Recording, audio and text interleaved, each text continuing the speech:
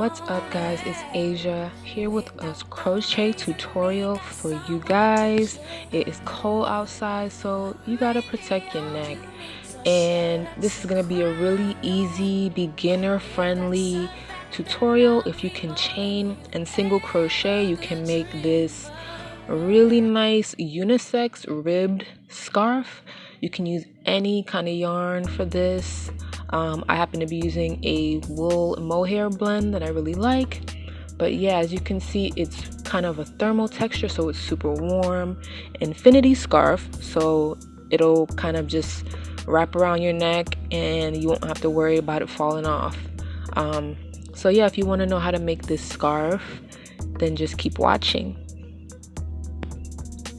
Okay, so I am using this Lamb's Pride bulky 85% wool and 15% mohair in the colors Red Hot Passion, and I'm also using the blue flannel color just as like a little accent, kind of like a color block situation. Color blocking is really big, so I want to do that, and I'm using this K hook, and I'll put the information for that in the description. So I'm just gonna start by chaining, as we do with every crochet project. We start with chaining. I'm doing a little slip knot here, and if you don't know how to chain or single crochet, you can search it on YouTube. There's tons and tons of videos on how to chain and single crochet. So yes, I've made my slip knot, I've put my hook in, and I'm just going to start chaining. And once I chain the appropriate amount, then I'll start. The way that you will know how long your chain should be is you just kind of drape it around your neck and hold both ends together. It should reach to about your pelvis, and that's how you know it'll be the appropriate length for your infinity scarf. Once you've got your appropriate length of chain, you want to make sure that you don't twist it. So what I'm doing, you can see I'm holding my finger on one side of the chain, and I'm just gonna kind of just, you know, go along the chain, basically making sure that I keep that one piece on my finger, kind of to ensure that it doesn't twist all around. So I'm just kind of straightening it out, keeping my finger on that flat side. As you can see, it has a tendency to twist. So once I get to the end of my chain, I can just go ahead and join it, and that will kind of eliminate any twists. I hope that makes sense. It's kind of hard to explain, but hopefully you can kind of see what I'm doing, just kind of going down the chain, making sure that everything is going the same way and not twisting around.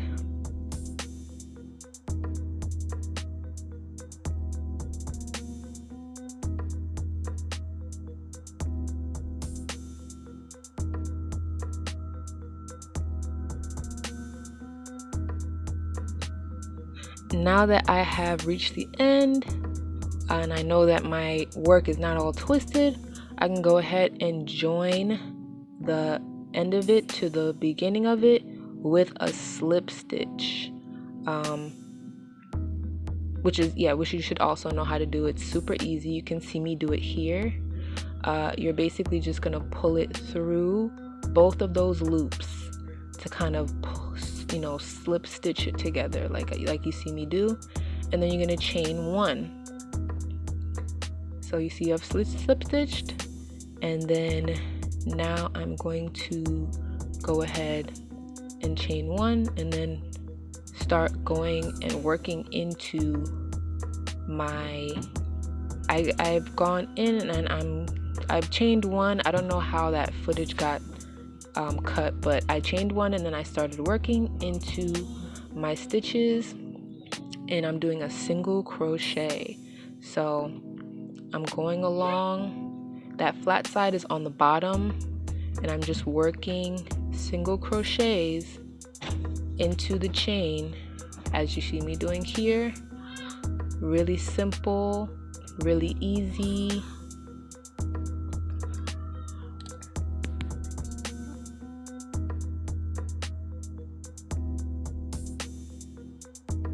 So yes, as you can see, I'm just going to continue until the end of the row.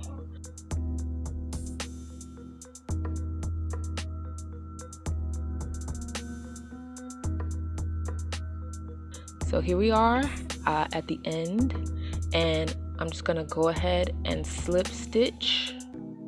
Also make sure your work's not twisted, but yeah, slip stitch right into that first to join it together, and then that's the end of your first row. So now we're gonna flip your work the opposite direction, so that you're gonna basically go the other way.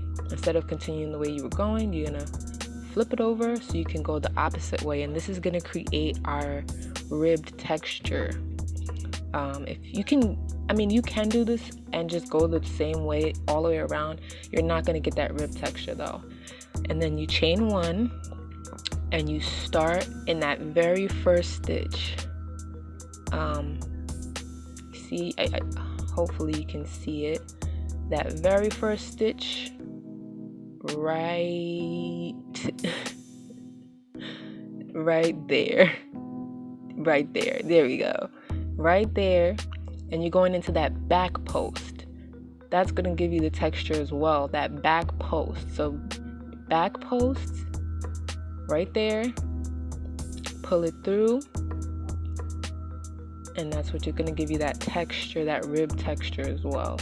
So again, I'm showing you that's that back post. That's the front post, that's the back post.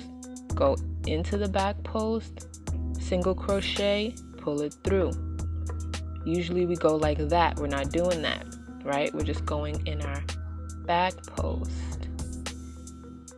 And we're just going to do this same back post single crochet the whole entire way around.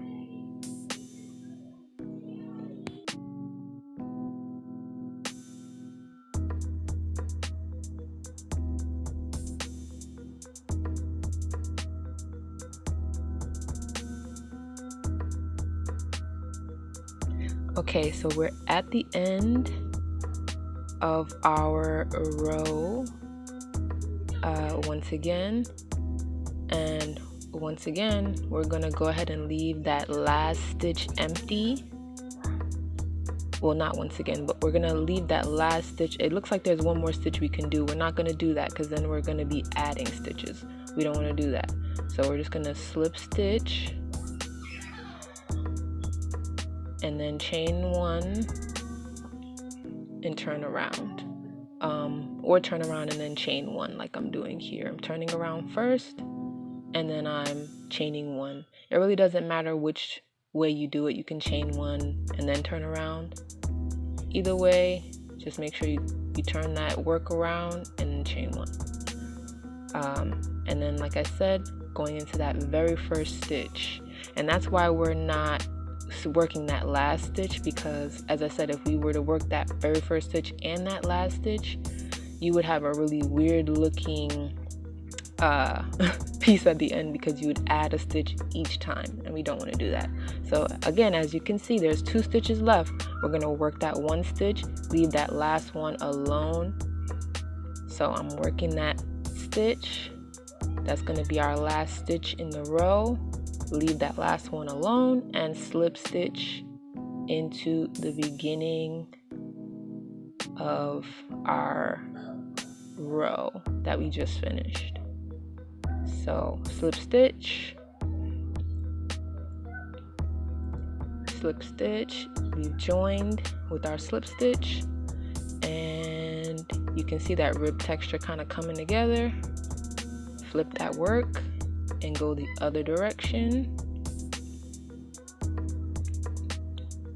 Right, there we go, we're going that other way. Now that we turned it around, we're going to go ahead and chain one and then work once again the same manner in the back post. So that's that first stitch right? I was showing you that that one above it is a chain, but this is the first stitch. We're going to keep going with our back stitch crochet, and just continue to the end of the row the same exact way. If you have any questions, because this is my first video crochet, I know I might not be, you know, giving the best instructions, so I'm doing my best. But if you have any questions, leave them below and I will do my best to answer them. But this is really easy. Once you get into it, you will see it's basically the same thing over and over again. Now I've reached the end of my first skein of yarn, so I'm gonna go ahead and tie to connect my second skein of yarn and just keep going. I'm just gonna crochet right through that part where I joined it, and then I'll trim off the little excess pieces later. I'm not gonna worry about those right now.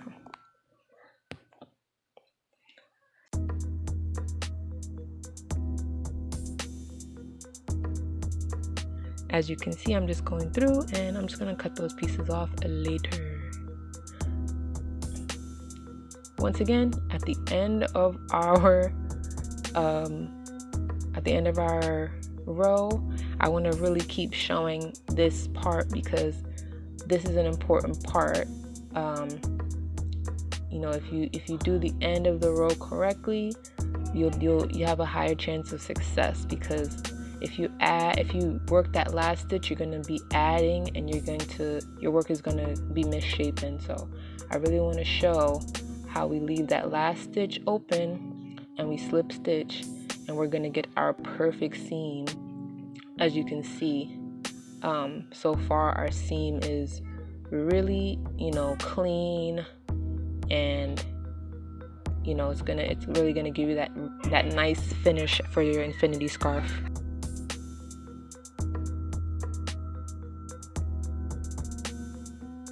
So we're gonna go ahead and tie on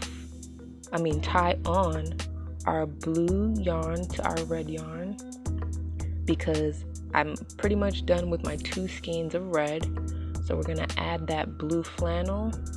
I'm tying it pretty close because I really want it to be clean, and start this new row with blue.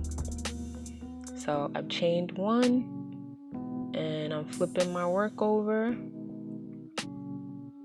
and I'm just gonna go the opposite direction as I've been doing the whole time. We're just doing the same thing with our blue that we've been doing the whole time. Working into that first stitch, back post, single crochets. By now, hopefully you've already got, you know, this down packed, and should be really easy to finish up.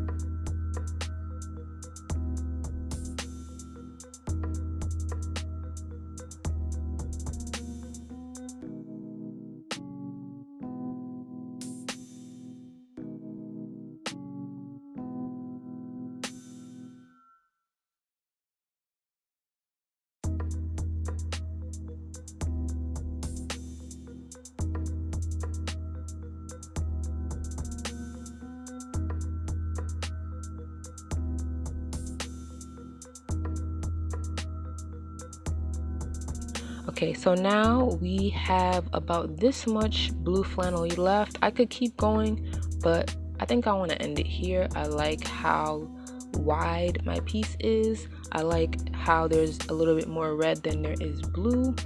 So this is where I'm going to end off my work.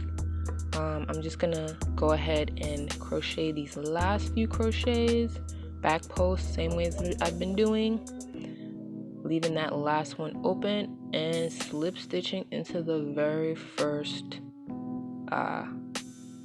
part of that row, slip stitching under both posts whenever we slip stitch, right? And then I'm just going to pull it through again, and then I'm going to cut that little piece off just to kind of secure it. I'm just pulling it pretty tight, get my little scissor, cut it. I'm gonna leave a little bit of a tail and then just weave some of that in, and then I'll cut it.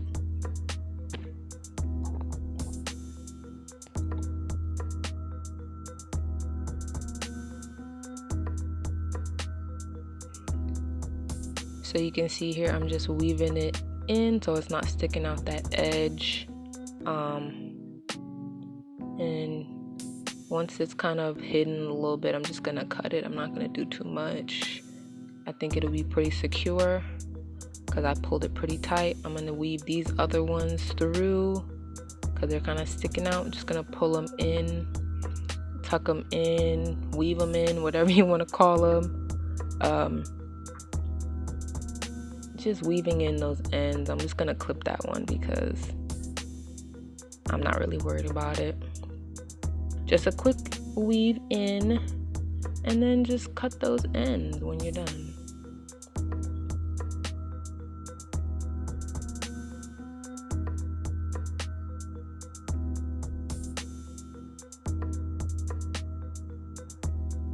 And that is it. You should have a finished scarf, infinity scarf.